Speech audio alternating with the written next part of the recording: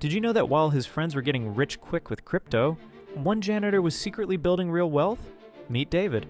At 25, his buddies were making crazy money trading Dogecoin and GameStop stocks. They called his strategy boring. David just kept doing what his grandfather taught him. Every month, David put $200 into simple index funds.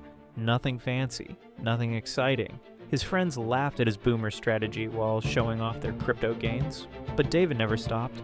Rain or shine, good times or bad, he invested that same $200 every single month for 20 years. Then the crash came. Crypto collapsed.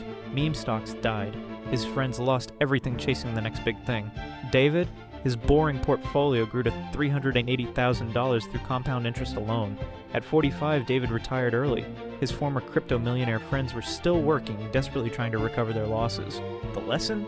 Sometimes the most boring strategy wins. Slow and steady beats fast and flashy every single time.